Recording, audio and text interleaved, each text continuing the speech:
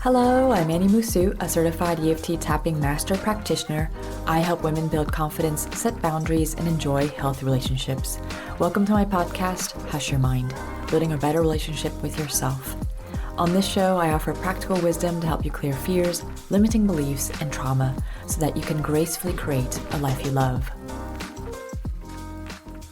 Welcome to episode number 52 of my podcast, Hush Your Mind, building a better relationship with yourself. I'm super excited for today's episode because I'm bringing on my first guest expert ever. I had the honor of interviewing one of my dear colleagues. Some of the things we discussed are what inspired you to become an EMDR and EFT tapping practitioner? What's the difference between EMDR and EFT tapping? In which cases would we pick one modality over the other? And what should we look for in a practitioner?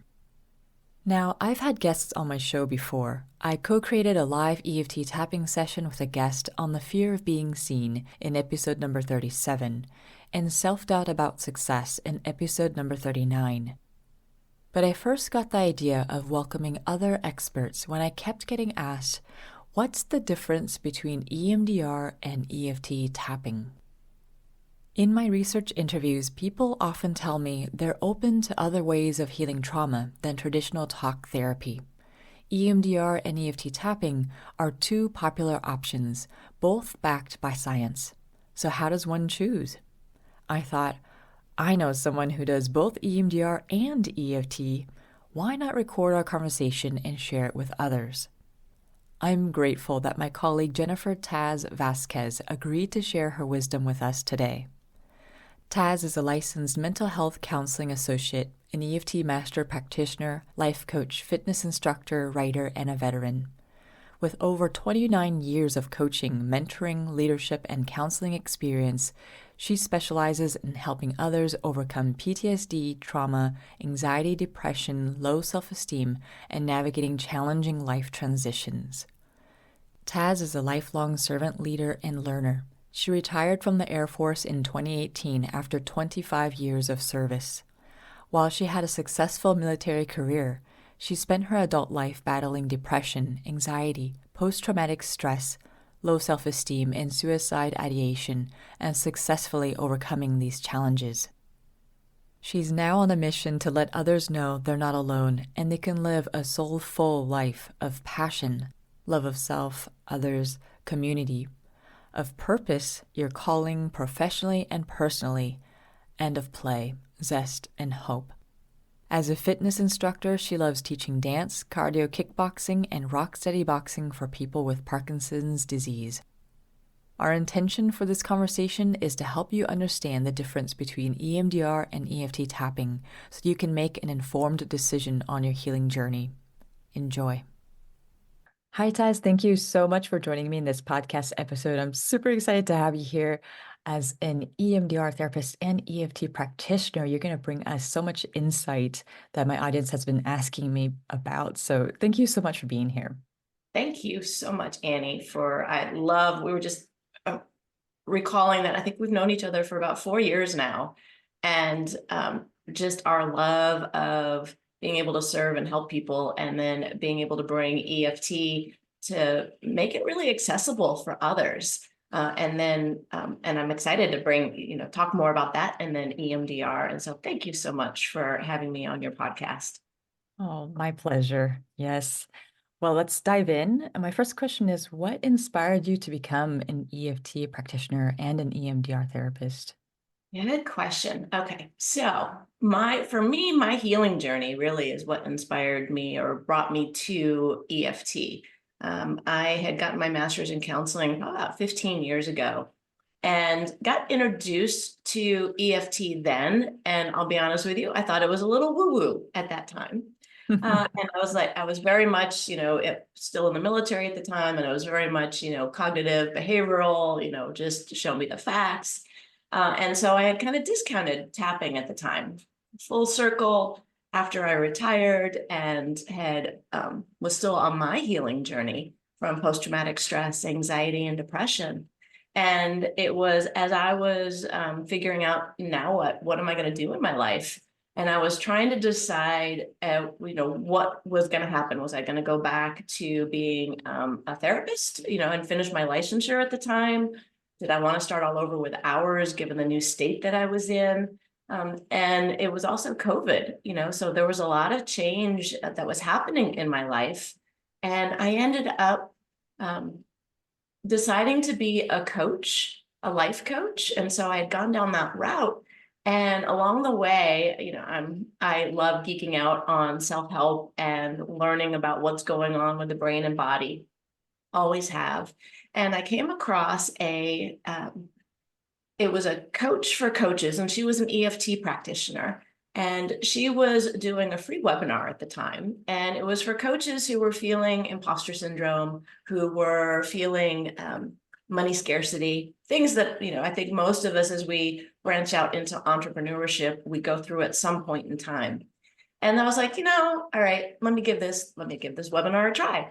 And I was just in the audience, tapping along, and I was shocked because I'm like, oh my goodness, this actually works. And that's what started and piqued my curiosity. So then from there, I was like, all right, well, I want to add this into what I'm doing in my life as a life coach. And as I was researching different programs, to be able to take, I came across the Center for EFT Studies, and that's how we met. And through that certification program, I realized that how much I loved EFT, and that I really wanted to have that as part of my practice. And then along that way as well, I distinctly remember I was still working through post-traumatic stress. And I remember as one of the group classes where the instructor, Deborah, had said she could tell in my voice, and I had gotten emotional as I was talking about my history. And she just stopped and she said, let's tap on it. I'm like, we're doing this in the group. All right, let's do it. And so honestly, one session, and that's what it took for me because I had done a lot of healing work before, but that session really was the turning point for me in terms of my post-traumatic stress.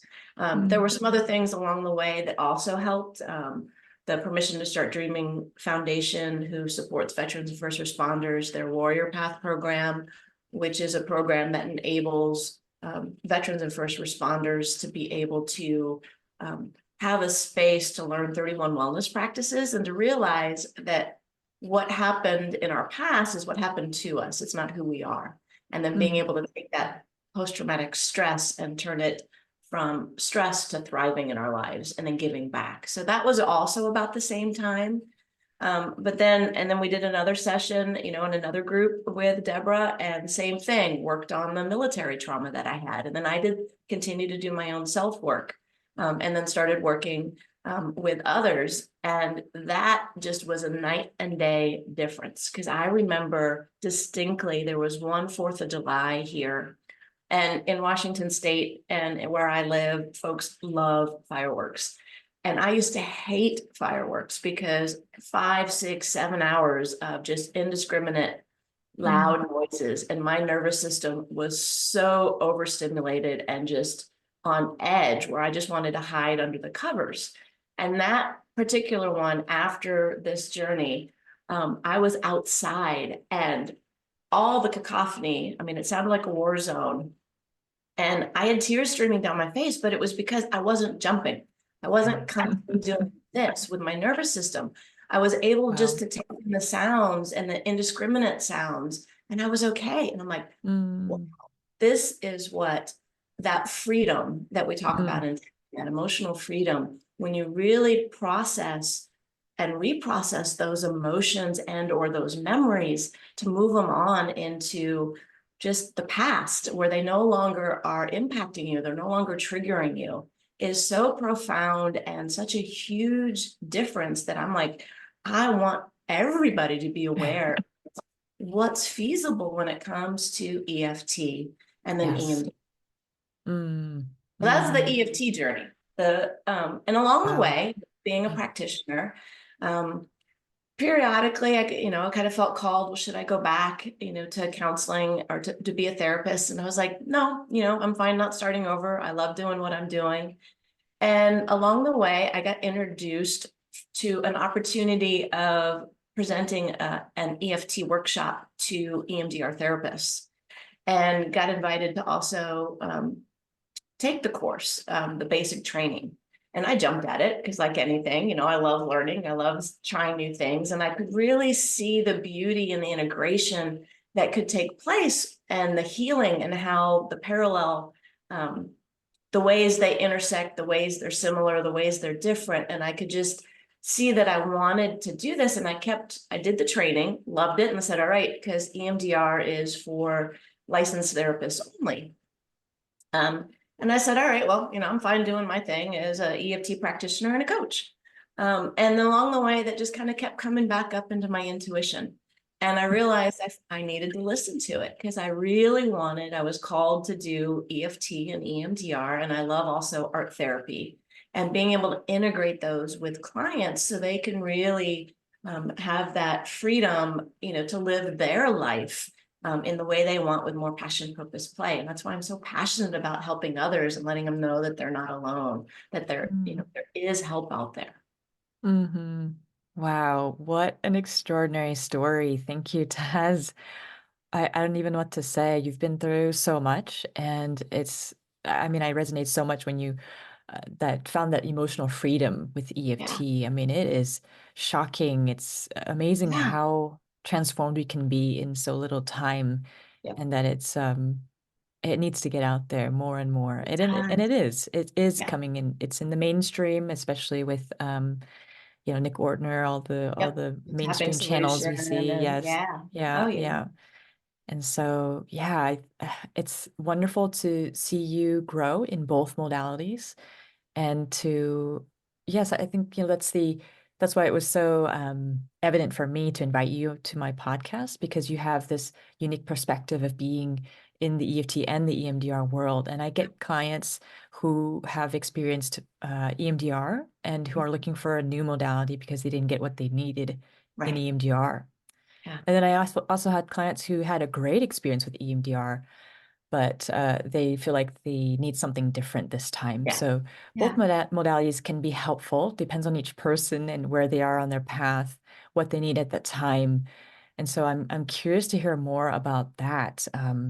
I don't know if it's necessary. Do you think that we should take just a minute or two to briefly explain the difference? What is EFT briefly, and then what is EMDR, just for those Sure. who don't Sure. know? So when it comes to EFT, if you think about it as a modality, it's a way of integrating um, neuroscience and modern psychology, and then also ancient Chinese medicine with acupuncture. And it's kind of an integration of those worlds. And basically, you're tapping along your acupuncture point. And by tapping along those acupuncture points, you're actually starting to automatically calm your nervous system, which is beautiful. And by calming your nervous system, and also by the dual awareness of the physical sensation of the tapping, and then as we talk about whatever the issue is, or the emotion as you're doing the setup phrase or the reminder phrase, you're keeping your attention in the present, and you're also working on something from the past, or usually starting with a feeling. That's hence the emotional freedom, and working through that and processing those feelings, because they tend to get stuck in the body if we haven't processed something. And it doesn't matter if it's trauma, if it's depression, if it's anxiety, if it's sports performance or enhancement. There are so many avenues that tapping is effective for. And that's the beauty of it. Now, the difference is it's very accessible, right? We all can do it. I like to Hmm. share clients, even therapy clients, I show them tapping first if they're comfortable with it. And that's the biggest thing. Are they comfortable? And you said it beautifully. It depends on where they're at on their journey, how comfortable they feel with the therapist or with the practitioner that they're with, and from there too, what are some of the underlying issues where they're at? Because for both modalities, the therapy and the modality, if someone is feeling very disassociative or very stuck, and they've really numbed out, in terms of their feeling comfortable changing, or feeling comfortable because they've had to protect themselves for so long. You kind of have to work with that first. Otherwise, you run the risk of neither one being very effective for a client. And so it's really then about the relationship that you're developing, the trust, that ability to feel safe with someone. So that's just as important. Yes. And on the EMDR side, as I mentioned, it's for licensed therapists. It can be a little more intense because you're both kind of have an aspect, because an EFT where we're tapping on the back of the hand and we're kind of closing the eyes, opening the eyes, moving them. In a sense, it's connecting left and right brain. EMDR is doing the same thing with that eye, traditionally with that eye movement. And the idea behind that is that through that eye movement, it enables kind of mimic REM sleep, where our body and our brain are processing. And that's where it's reintegrating and processing emotions. And if it's something that's been interrupted, it was so overwhelming, or it happened over and over again, and we lost our resilience to be able to process things, it gets stuck. And it gets stuck in our brain, it gets stuck in our body. And so that EMDR then enables you to be able to start processing that. And it's a little bit more intense because you're doing it, for a little longer in that sense. And you're enabling walking through a memory, and you're starting it and then letting them process it, letting them keep going. And it gets to a point kind of like tapping, where all of a sudden there's this acceptance, there's this resolution and that reintegration of a memory. But you're also, because the eye movement, just like the tapping, you're keeping your nervous system within its window of tolerance. So that way you can stay with it. And then when you're done, it's kind of like riding a wave. So it's a little more intense, but then when you're on the other side, the processing can be very complete, and sometimes a little quicker, sometimes not. Once again, it depends on the person, because I've had clients in both sides where it's taken longer. And it's not right or wrong. It's just a matter of what feels more comfortable for a client at the time. Mm-hmm. Yeah, so that takes me to my next question is, how do we know then if I'm a client looking for therapy or an alternative to therapy, I'm open to a new modality. I have the choice of EMDR and EFT, and there are many studies proving how effective both of them are for Yeah, trauma. yeah. Yep. So how do we go about choosing one, and in which cases would one modality be better than the other for a given person? Good question. And to start with, it kind of comes back to the relationship with the practitioner or with the therapist. Some people still have hangups, in terms of going to a therapist.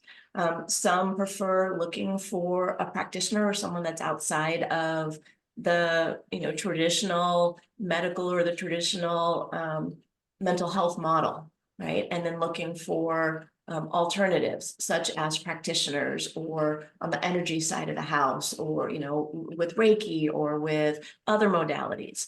And so it really depends on the person and what they're looking for. It also depends upon are they looking for just basics of, are they looking for insurance or not? Typically, because even there's therapists who don't take insurance, or maybe they're working with an agency or they're part of insurance panels. And sometimes that may, that financial constraint, may be an impact. And so then it's looking at what's feasible.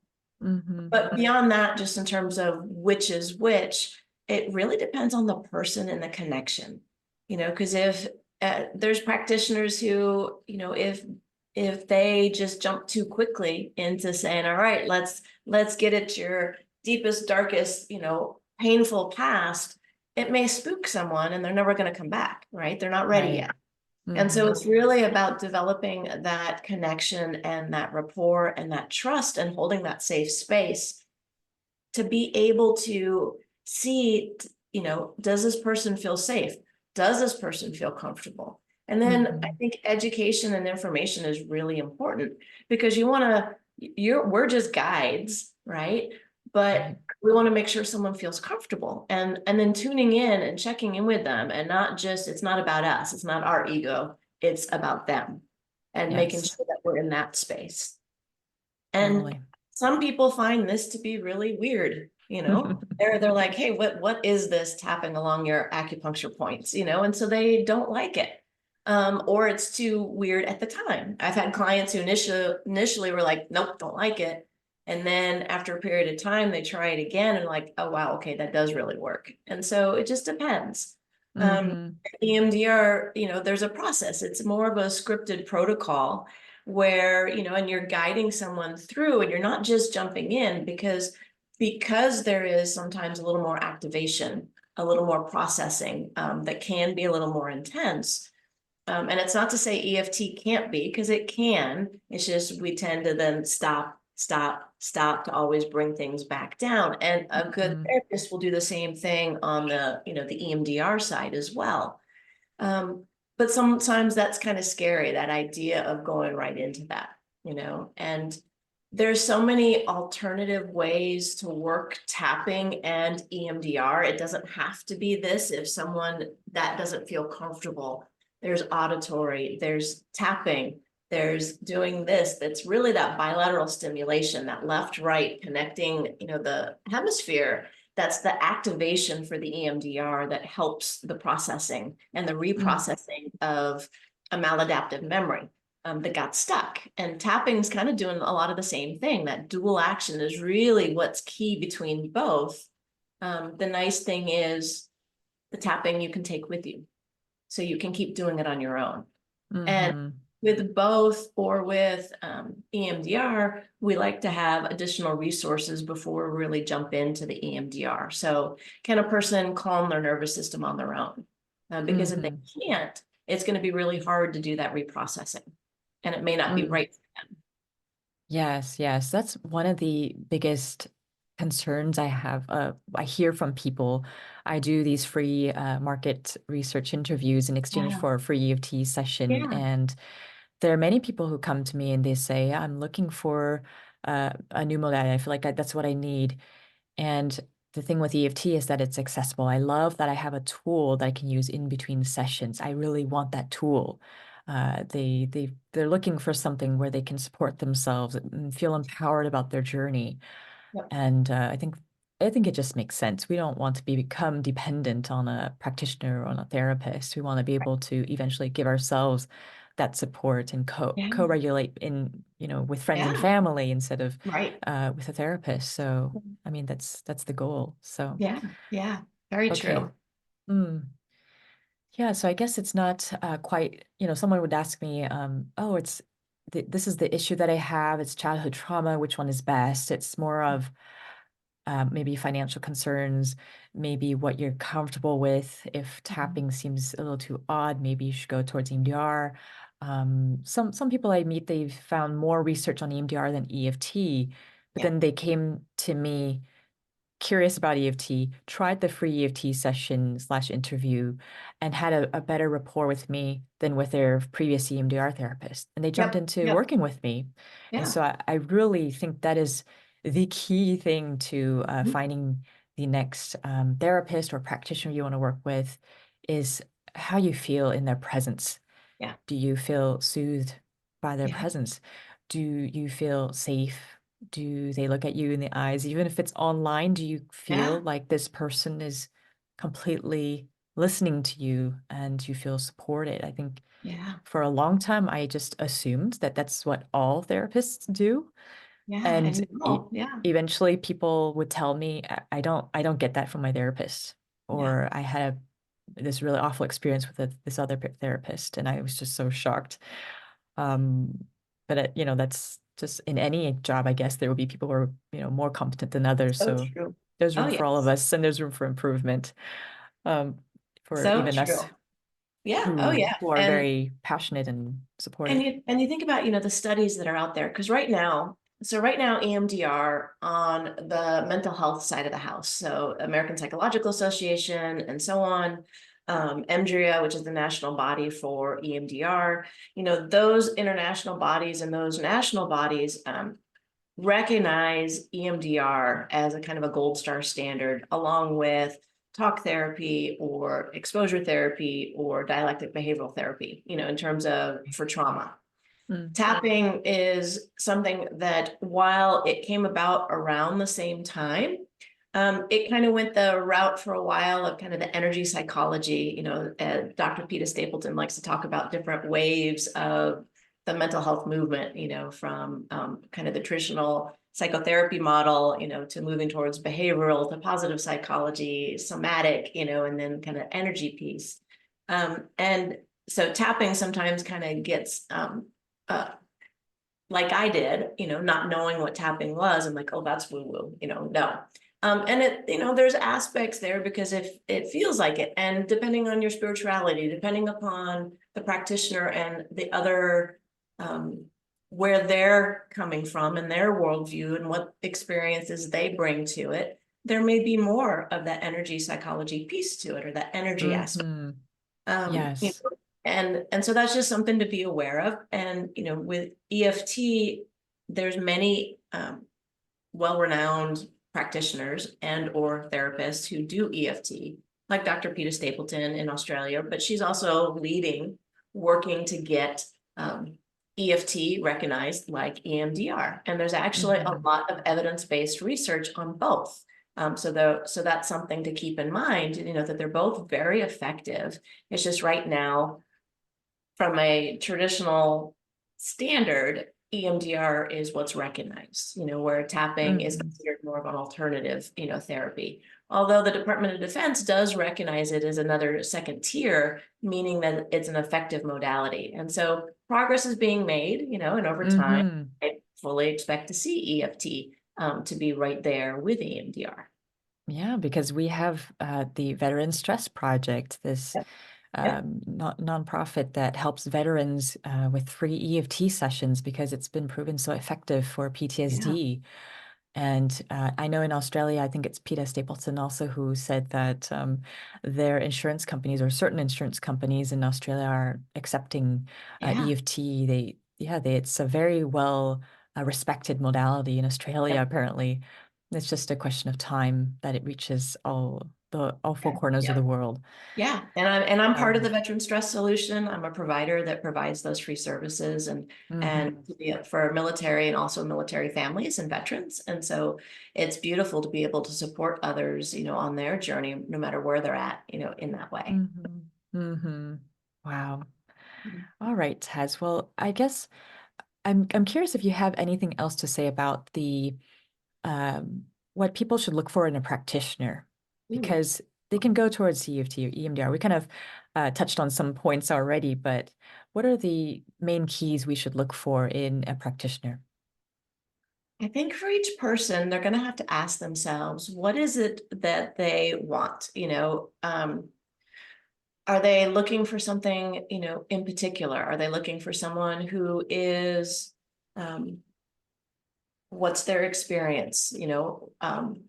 What's their background? And it's not so much like pedigree, where did they get their training from? It's more along the lines of what experience do they have? Are they comfortable working with trauma? Are they comfortable working with depression?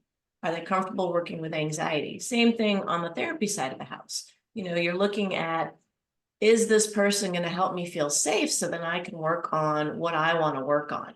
And it may be, what is their experience with gender or gender roles or sexual Hmm. orientation, or are they comfortable with the LG, Yes. different communities in that sense. Hmm. And so it's Cultural cultural, therapy. yeah. Yes. And so all of those, if depending on the person, because they want to be validated, right? They want to feel heard and safe. Because if they don't feel safe and they can't trust in that space, then they're not going to heal. Their nervous system is just not going to let them do it. Yeah, we don't heal alone. We have to learn how to co-regulate with someone with Exactly. whom we feel safe. Yes. Yeah. Exactly, because we're social creatures, right? And that's how Hmm.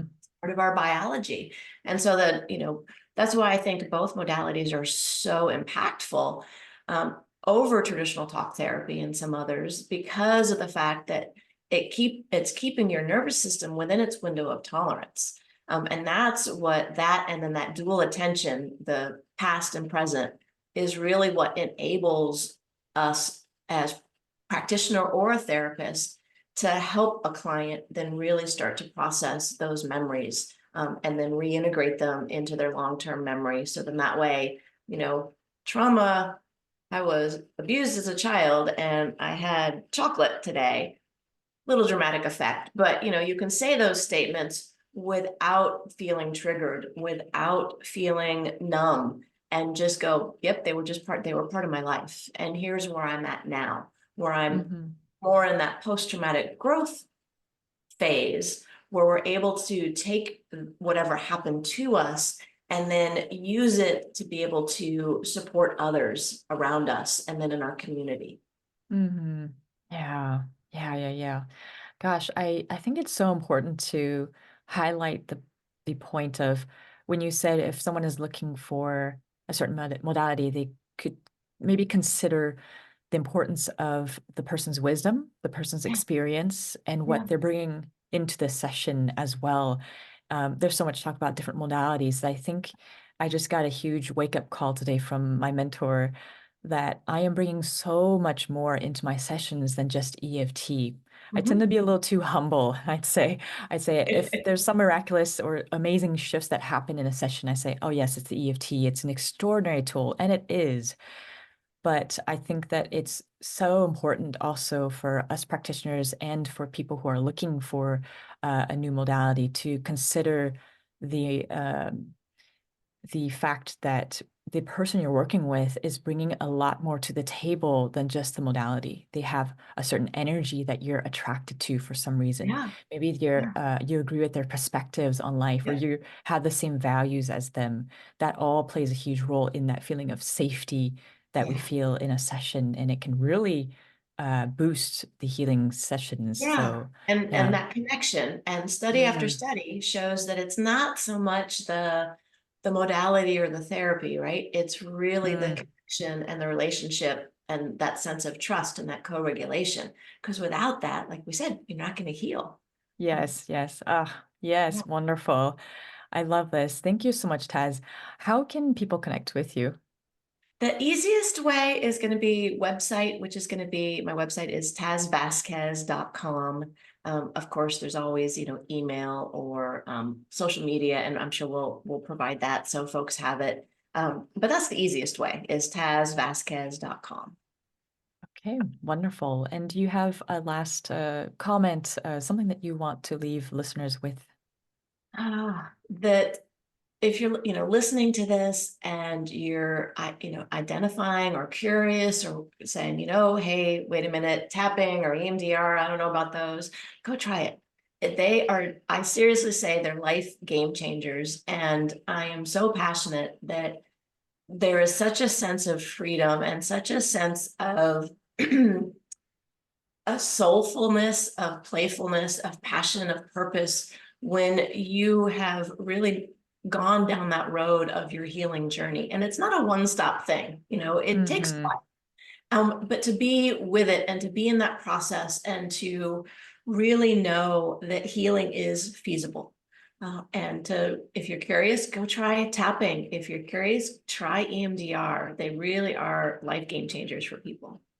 Mm, thank you so much, Taz. I so appreciate you, and I appreciate what you're doing in your work and how much just love that you're bringing into everything that you do. I just love watching you grow and Thank seeing you you. support more and more people, and you're a luminous soul. So thank you for being in this world and to be doing your work. We really need your presence. I Thank you so appreciate much. it. And I feel the same about you. It's a pleasure. Thank you so much again, and I'll talk to you soon. Thank you so much for joining me in this episode of Hush Your Mind.